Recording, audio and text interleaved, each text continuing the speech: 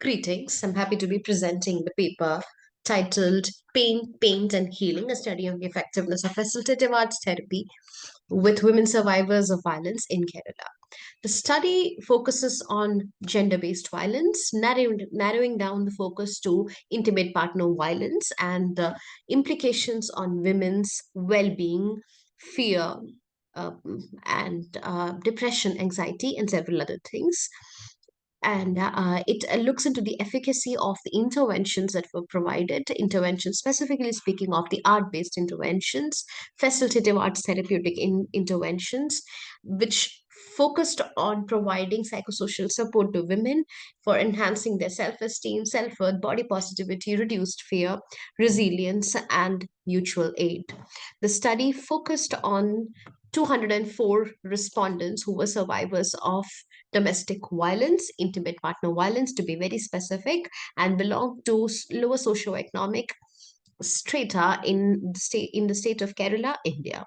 The objective of the study was to study or understand the psychosocial implications of intimate partner violence on 204 women who underwent the facilitative arts therapy interventions, and to study the effect of facilitative arts therapies on the psychosocial well-being of women survivors. The methodology followed involved ontological stance of social constructivism, an interpretive and pragmatic epistemological stance, narrowing down to focus using mixed method design and theoretically engaged with the theory of social control and feminist theories. The quantitative aspect of analysis was focused on by conducting a pre and post study using the instrument of DAS 21, which has three subscales of studying depression, anxiety, and stress.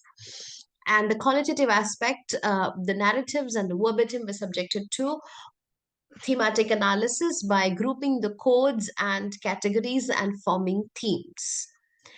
Looking into the results, it has been found that the category of mild stress level went down, and so does moderate, while there has not been extreme changes or highly significant changes with regard to extremely severe case of stress, while it can be found that respondents in the normal category who moved from the highly stressed to the normal category had increased substantially. Similar is the case with regard to depression as well as in the case of anxiety, but it can also be found that there were several it can also be found that women who were facing severe and extreme cases of depression and who were being administered psychotropic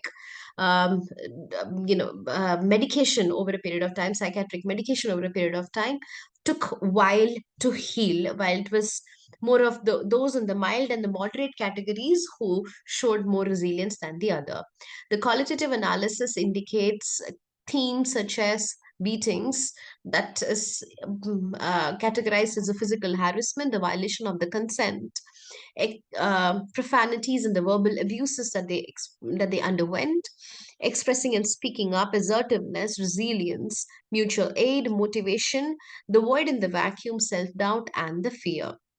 Now, moving on to the literature, it's been found that Malchiori, whose work has been phenomenal with regard to facilitative arts therapy, has been referred in multiple aspects here.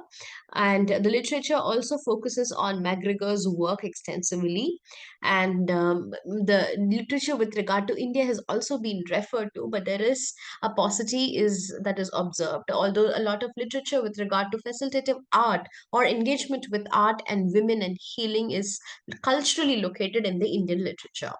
The conclusions or the implications indicate the that the interventions with 204 women with the alternative mediums as art therapy and therapeutic facilitative arts therapy has been viewed.